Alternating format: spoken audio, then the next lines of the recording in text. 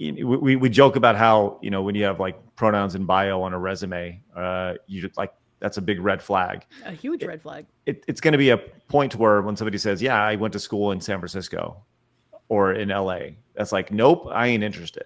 Yeah, exactly.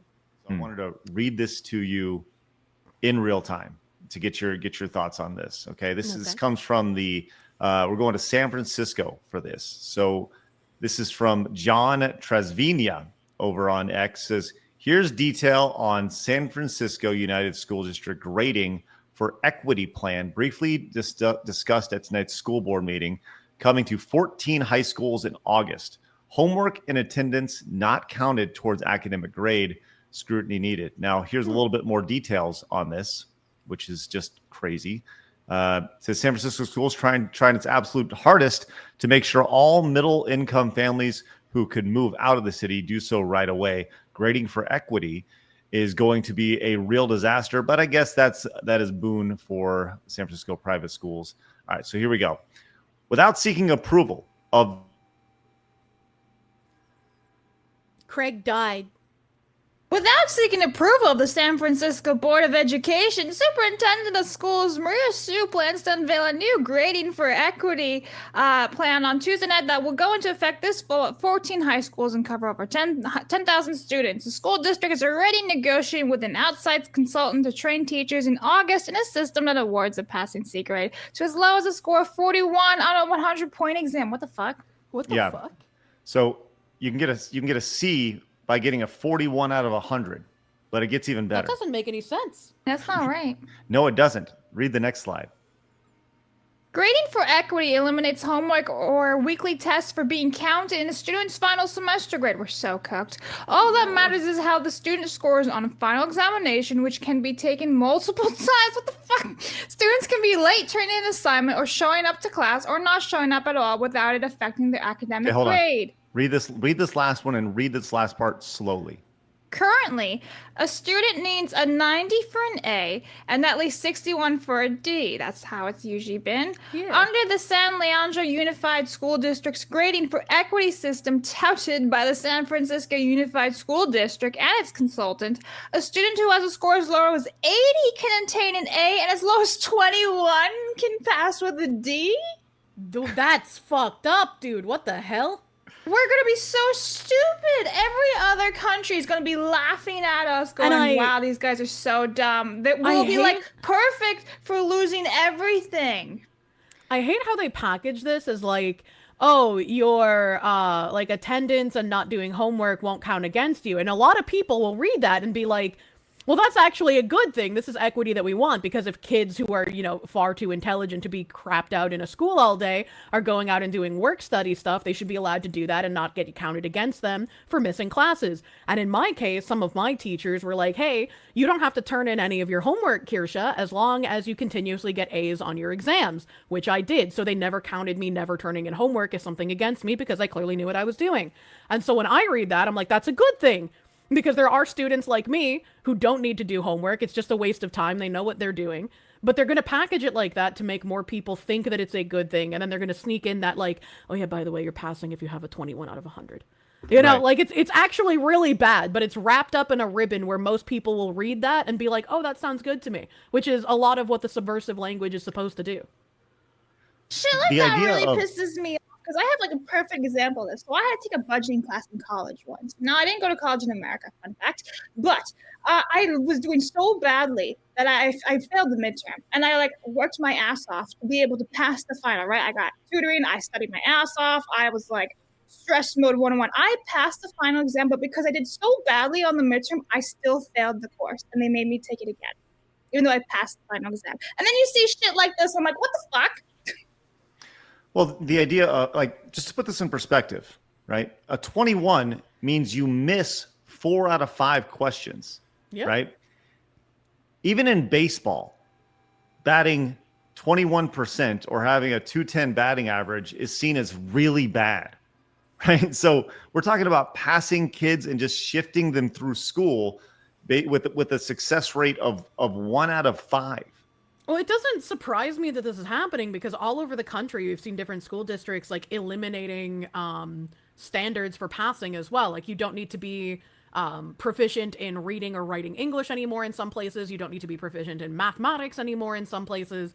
Like, there have been many school districts that I've covered that have just eliminated standards altogether because they're like, we need to keep passing these children. And I remember years ago there was a oh god, what is it called? Like a bad thing in Georgia where some school district was, you know, taking a bunch of kids who were failing and just giving them passing grades because they didn't want to lose their federal funding. But because they were passing kids who were failing, these kids were graduating not knowing how to do anything. They were going into colleges that some of them have even gotten like scholarships and stuff for, not knowing how to do anything. And so the school district got investigated, obviously.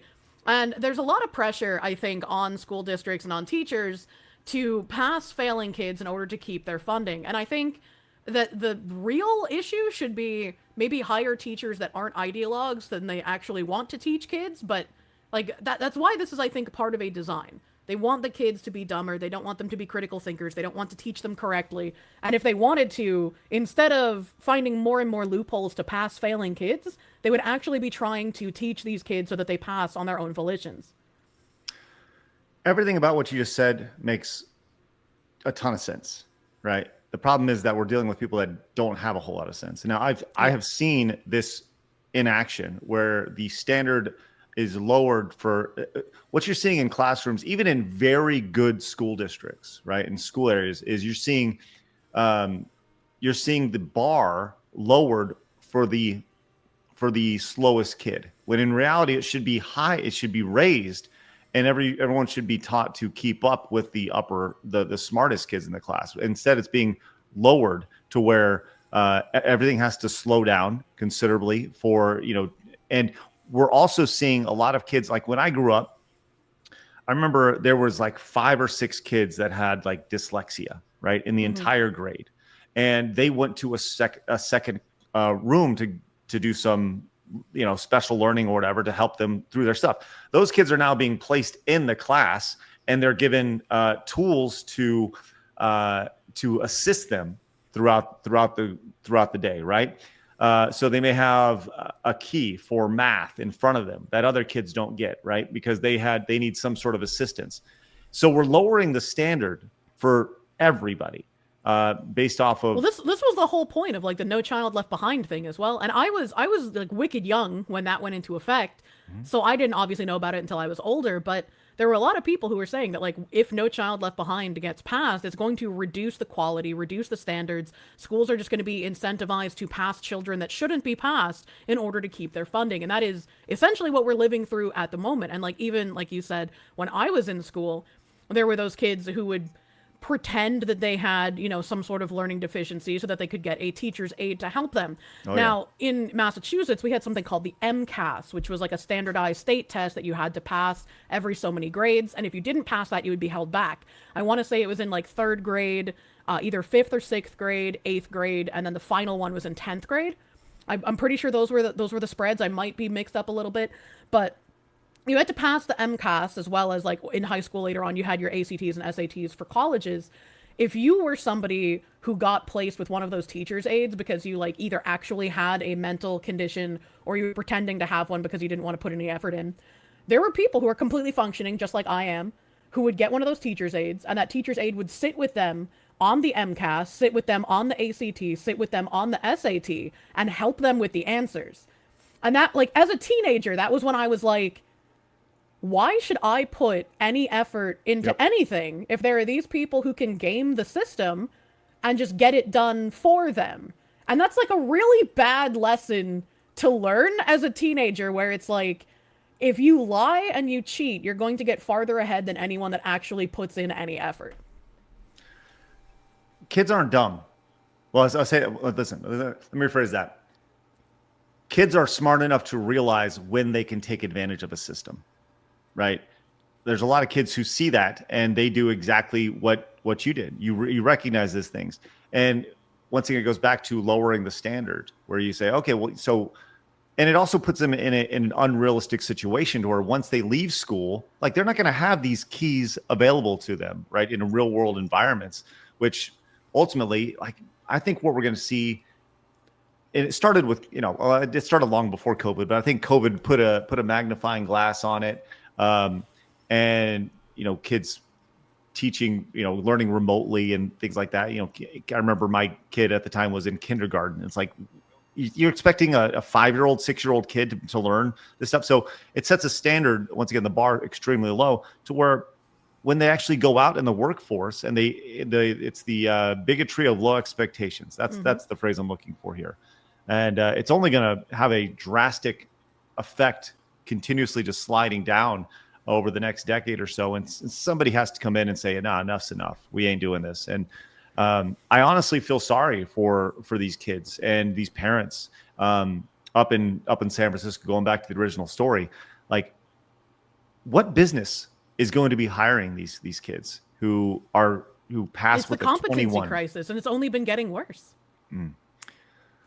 What a if mess. They're passing all of these failures and sending all of these failures out into the workforce, they're not going to be able to do the jobs of the people who are leaving the workforce. They're not going to have the knowledge or the know-how or even the ability to learn how to do the upkeep and the maintenance that these people leaving the workforce have. And it's going to make everyone worse for the wear. So I feel like everyone should care about what's happening in education. And I don't remember if I brought this up on Side Scrollers before, but a few months ago, I had read this article even. Maybe it was last month, I can't remember. I'd read this article about this mother who dropped out of school when she was 14, somehow managed to come to the United States, illegally, of course, with her children, come to the United States at some age, I don't remember. They're living in like a nice suburb in Connecticut now. They have like their housing paid for. They go to like a public school and everything. The mother and the children cannot speak or write literally, like they don't have a proficient literacy level in either Spanish or English. And so they have teachers taking like the tests for the child in school, and the child got some kind of scholarship for a college, but the college was like, wait a minute, she doesn't know how to do it. Like, we can't even communicate with her because she's illiterate. And so like this child was complaining that they might be getting their funding cut. And it's like, well, why are we paying for your entire life anyways? You're here illegally. You don't know how to speak our language. You can barely speak your own language. Like, what are we doing here? What is this? It's only going to get worse. That's the saddest part about all this. It's only going to get worse. And that's super cheerful. Yeah, I know. Happy days are here again. You wonder who's going to put their foot down, and hopefully, I think that's the bigger issue here is when there's going to be people who are that live in different states that are that think so differently than the rest of the country, right. And things are going to continuously get worse and worse, at least in those places. And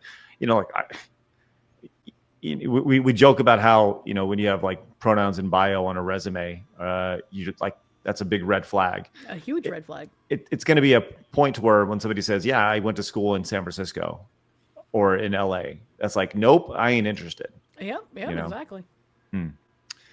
All right, guys, thank you very much for all the super chats. You can see them scrolling on the bottom of the screen. We appreciate that. Craig died. Rip. I hate this. Thanks for all the fish. I love this. Came in with a $50 super chat. Says lowering grading scores like this is just another reason why I'm against college being free. Can't get 70%. No free college. I agree. There has to be standards. And if there's no standards, what is the point of doing? There have to be some standards. And I feel like even the standards we have now weren't enough to stop the devaluation of degrees, because people were just able to make up like bullshit degrees and just like start spending copious amounts of money on that they were getting from like loans. It's like if you want to get a degree in like liberal arts or like the Pan-African writings of Appalachia, like sure you can do that, but you shouldn't get federal funding for it. I 1000% agree. There has to be something that is tangible that moves society forward. Mr. Melancholy, thank you so much. That's right. Get into physics right here. Ed Song says, Craig, they're preparing the newest generation for their future jobs to say, "I love you" at Costco. It is too technical for the newest generation to put the fries in the bag. True. Here you go. Marmalin says, this rewards the lazy mofos like myself in high school. They told me the credits I needed. I took them as I could fail many years of certain subjects. I was and am a terrible student. No free wins, in my opinion. Appreciate that, Marmalin. Manny, good to see you. Says, now all they's need to write your name is to get an automatic D. That's right. There you go. I guess so. Just write the D. Mercenary says, my mom was a teacher's assistant and she saw the disaster that was No Child Left Behind. She had the paperwork showing passing kids who couldn't read. It's insanity. And I mean, like the illiterate chick I was just talking about, like she used a TTS thing to be able to try and like write papers or communicate with people. And it's like, that shouldn't be how you move through everyday life in either your native language or the main language of the country you live in. Like that is just insanity. And people are like, oh my God, she's so ingenuitive and she's so smart because she's using tools to help her get over issues that she has. And it's like, no, she needs to learn how to be literate. Like, what do you mean? Oh my gosh, it's crazy. Steven came in and says, can we build a wall around California, please? Just quarantine them and cut them all access from the outside. Oh man. You know, when the big earthquake hits, right? Maybe that'll be the culling, right? What's that fault? The San Andreas fault that runs alongside California. I think so, yeah. Yeah, they're saying that earthquake is going to happen. It's just a matter of time when that portion of California just goes off into the ocean and millions of people I only die. remember the Sunda subduction mega thrusts. I don't recall that. That's a giant fault line. I think it's like the largest fault line on Earth, and it's in Asia. And like, if that fault line got ruptured, it would sink a whole bunch of Southeast Asian countries. Like, it would be a literal fucking disaster if that thing like really had a giant fucking earthquake. Oof. No thanks. No thanks. Obey your digital overlords. Watch this video right here that YouTube suggested for you.